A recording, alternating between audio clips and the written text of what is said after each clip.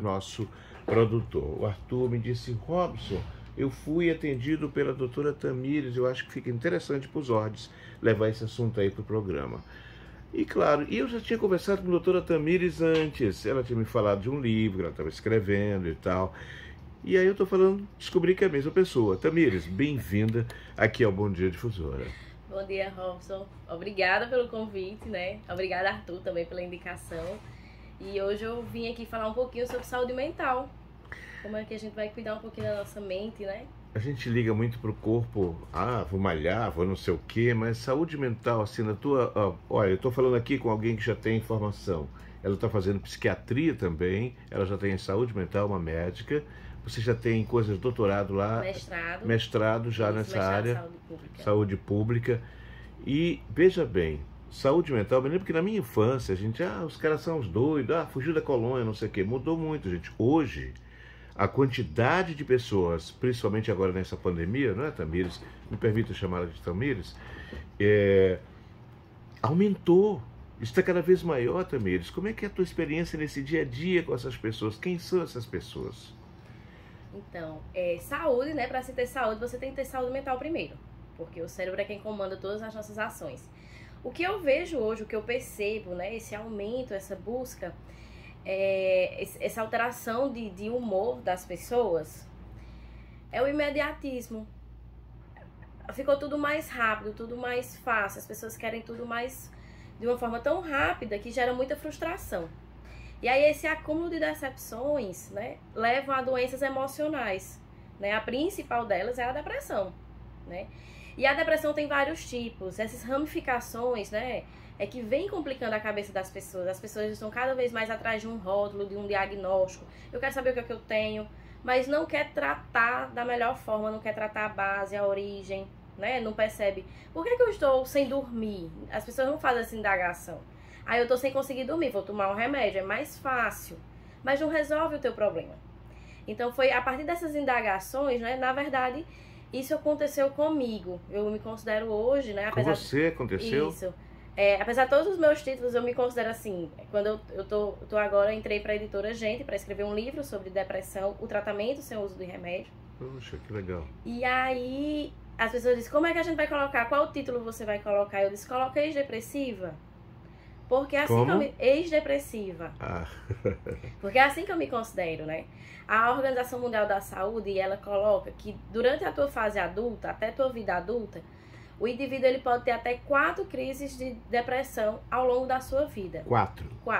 Então ele vai enfrentar 4 crises. Isso é normal. Teoricamente seria normal para qualquer pessoa ao longo da sua vida enfrentar 4 crises, né? Então, passar por essa doença 4 vezes é como você enfrentar 4 vezes uma pneumonia, por exemplo, né? Mas, com base na depressão que eu enfrentava, que parecia que não ia ter fim nunca, sabe? Eu tinha aquela sensação que eu vivia no fundo do poço e que minha vida sempre era preto e branco. Apesar de eu ter uma boa família, apesar de eu ter recurso financeiro, apesar de fazer uma boa faculdade, de ter algumas oportunidades que muita gente não tinha, uma parte da população não tinha, eu não tinha o sentimento de estar feliz. Eu não me sentia completa. Então, quando eu terminei a faculdade, que eu entrei no mestrado, que eu comecei a fazer saúde mental, eu fui começar a conhecer essas doenças emocionais que as pessoas consideram que é frescura, que é falta do que fazer, sabe? Que é falta de Deus, que é falta de fé. As pessoas julgam muito, criticam muito. Eu acho que esse é o maior problema das pessoas, né? Porque quando você diz assim, olha, eu preciso de ajuda, eu tô com depressão, o preconceito é tão grande que aquele paciente, ele não tem força para buscar um tratamento correto, porque ele tem vergonha. Eu vejo muito isso nas pessoas. As pessoas hoje vão para, tipo assim, querem ter qualquer rótulo, menos depressão. Qualquer diagnóstico, menos depressão. Por exemplo, a fibromialgia. A fibromialgia não é classificada como doença, é um transtorno. É uma consequência da depressão, a fibromialgia. Então, você tá com um quadro depressivo que leva a um processo inflamatório que cai na corrente sanguínea e começa a gerar as dores pelo corpo inteiro. Isso é fibromialgia. E as pessoas pensam que é o contrário, que fibromialgia é uma doença, depressão é uma doença. Eu já cheguei a ponto de ter uma paciente que disse assim pra mim, olha, eu prefiro ter fibromialgia do que ter depressão. Caramba, e uma coisa tá, na verdade... e na verdade ela tá pior do que ter só depressão, porque ela já tá na consequência da depressão. Ela já tá além. Mas as pessoas não têm essa consciência, né? As pessoas dizem, mas eu tenho TOC, por exemplo. TOC também não é doença, é um tipo de ansiedade. Mas não querem tratar a base da coisa. Se você não consegue dormir de forma natural, então tem um problema ali. Alguma coisa está te preocupando, você tem um problema, você tem um obstáculo. Isso é da vida, normal. Mas as pessoas não querem enfrentar mais os problemas, né? Querem o quê? Tomar um remédio. E aí começa aquele ciclo vicioso. Não que a medicação não faça efeito nenhum, faz. Mas quando a gente lida de doença, eu já estou dizendo que a depressão é uma doença crônica, que tem uma origem emocional, se eu não tratar esse emocional, eu posso tomar a medicação que for, que eu vou melhorar por um tempo, mas ela não vai resolver teu problema. Ela vai melhorar os sintomas ali por uns 15 dias, 20 dias.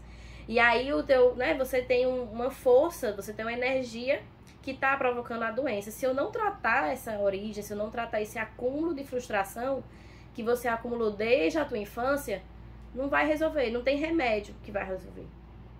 Então, eu estou conversando com a doutora Tamires, de saúde mental, psiquiatria, e você talvez esteja me ouvindo agora e talvez não tenha tido uma boa noite de sono. Talvez não tenha tido. Então, há alguma coisa ali. No livro, como é que vai ser o livro mesmo? Vai ficar esse nome mesmo?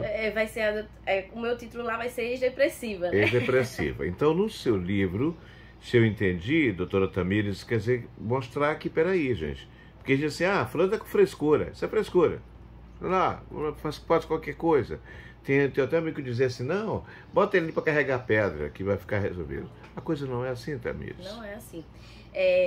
Eu aos 16 anos, né, eu ia fazer 16 anos, eu cheguei a ponto de pegar uma arma do meu pai e me atirar. Entendeu? Então, assim, eu fiquei 20 dias internada entre a vida e a morte mesmo, por um quadro depressivo. Eu fui muito julgada na minha época, né? Há 15 anos atrás, mais ou menos. Então, assim, eu sei o que é você chegar ao fundo do poço, você dizer assim, minha vida não faz sentido. Entendeu? Minha vida social, eu não consigo ter amigos, minha vida financeira tá ruim, minha saúde física tá ruim, meus pais não me amam, meu relacionamento amoroso tá ruim. Então, quando junta tudo isso, você tem aquele sentimento, é uma dor que é inexplicável. Cada pessoa sente de uma forma diferente. Então, quando você tá nessa situação, né, não tem remédio que vai fazer você sorrir, vai fazer você dormir e você possa dizer assim, agora eu tenho qualidade de vida. Então, com base na minha própria história, porque quando eu digo eu sou ex-depressiva, eu cheguei ao fundo do pulso. Eu fiz uma tentativa de suicídio e não é aquela, eu vou cortar o pulso. Não, eu peguei uma arma mesmo, me atirei e fiquei internada. Então, assim, eu sei o que é a dor de uma depressão. Então, não foi a última crise, talvez foi a maior delas. Então, depois disso, com base na minha experiência, com base na medicina, com base no que os livros dizem, com muito estudo americano, porque aqui as pessoas não querem estudar doenças emocionais, né? Aqui no Brasil praticamente não se estuda. E aí eu tracei esse método, é uma metodologia. O que eu fiz comigo, né, a partir de 2017, todas as ferramentas que eu fui conhecendo, atividades, alguns tipos de terapia, eu fui fazendo comigo. Algumas funcionaram, outras não funcionaram. E aí tudo aquilo que funcionou, que fez sentido na minha vida, que me tratou de verdade, porque isso foi em 2017, então eu montei num método que se chama Método Saúde de Gigante, onde eu pego esse paciente depressivo, a gente faz uma caminhada, uma escalada, tem todo um passo a passo, e ao final desse método ele está tratado. Né? Ele está tratado da crise atual, mas principalmente ele vai estar fortalecido para não ter uma nova crise depressiva. Ele vai aprender a ter equilíbrio emocional, de verdade. Né?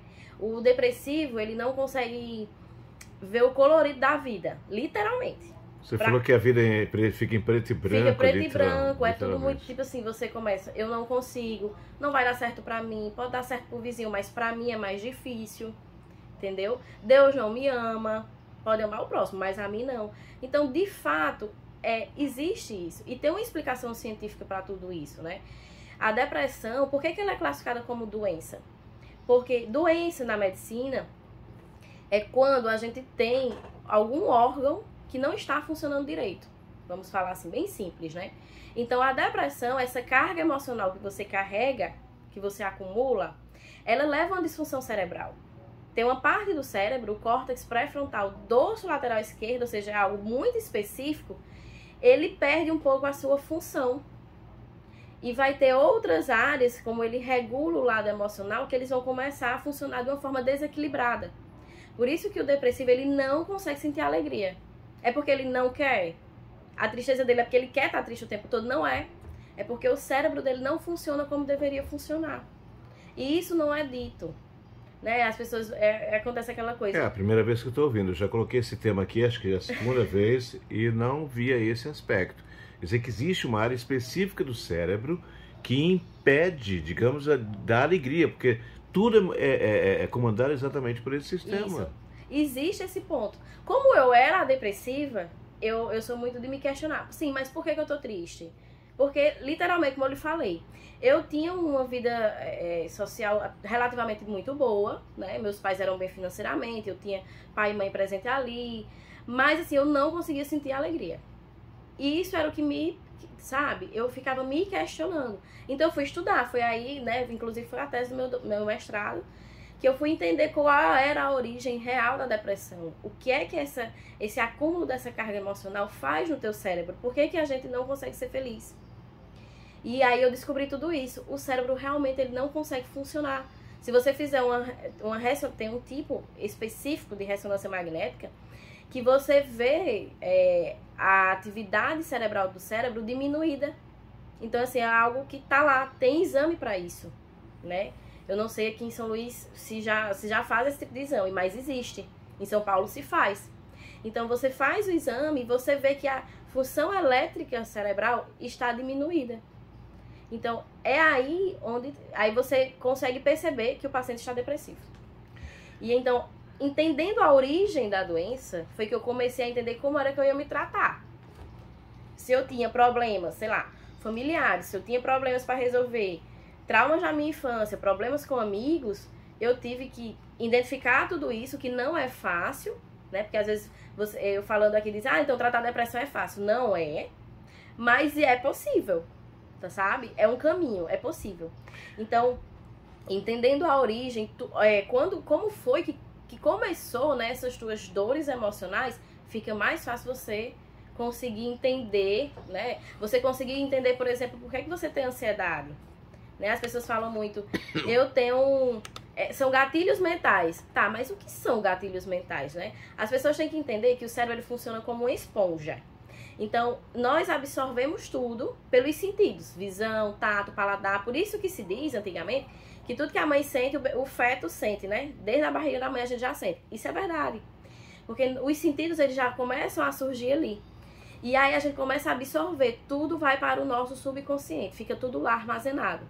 Por exemplo, vamos dizer que aos 6 anos de idade, uma criança sofreu a violência física, né? Pelo pai, por exemplo. Isso com 6 anos de idade. Aí você diz, mas é só uma criança. Ela não entende de mundo ainda.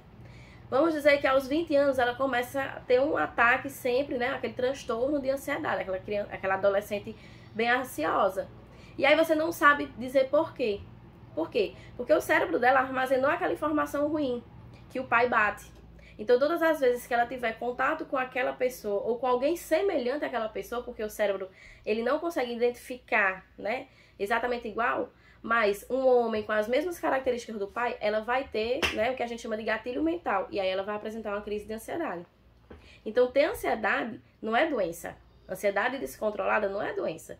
Ansiedade é uma reação cerebral para informar um perigo. Ele diz assim, olha, quando você fica perto do seu pai, você já apanhou uma vez. Lembra? 6 anos de idade.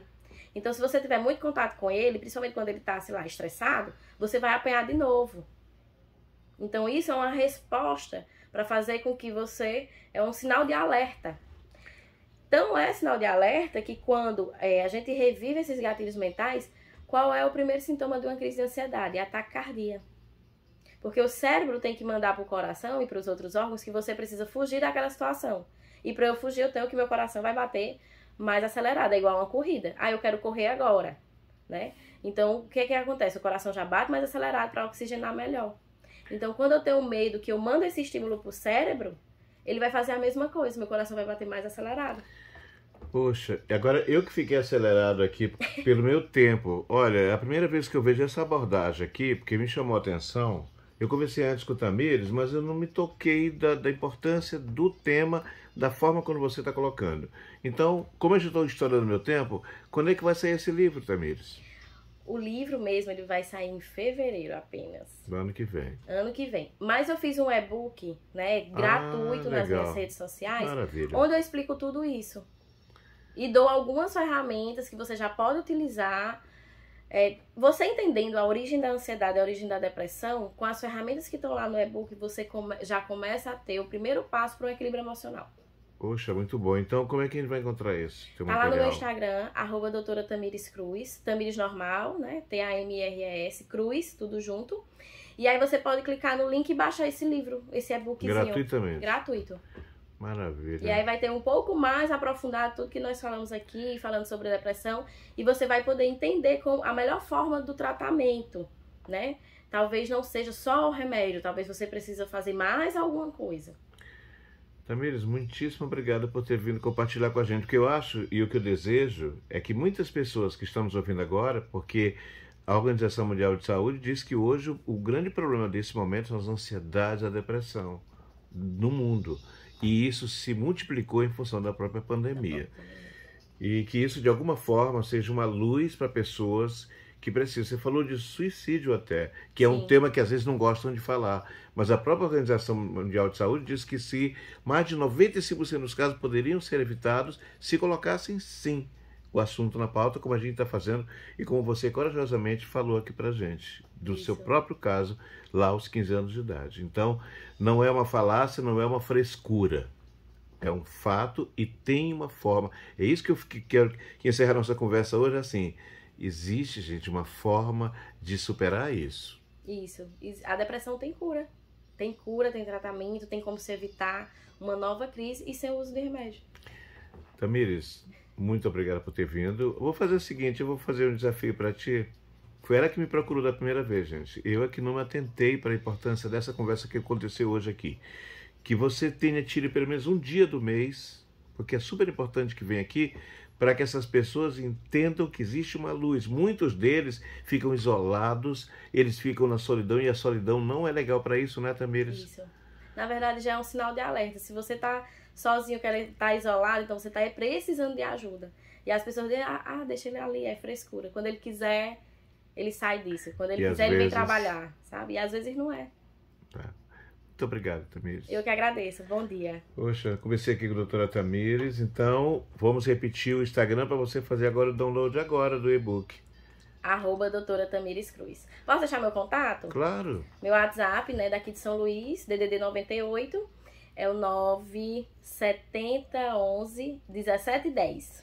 97011. Tem botar bem aqui, deixa eu anotar aqui, Tamires. Porque para mim também não esquecer. 7011 1710. 1710, a doutora Tamires. Doutora Tamires, ela está em saúde mental, com formação agora em psiquiatria, e está mostrando pra gente que tem solução. É isso que eu quero que fique na sua cabeça hoje. Muito obrigado. Obrigada. Até a próxima vez, hein, Tamires? Até. A gente fica por aqui, vê aí o nosso Manhã Top Difusora. Eu volto amanhã, 5 da manhã. Eu espero que seja uma luz hoje para você. Tem solução. Não fique isolado, tá? Até amanhã, gente. Obrigado pela companhia, pela sintonia.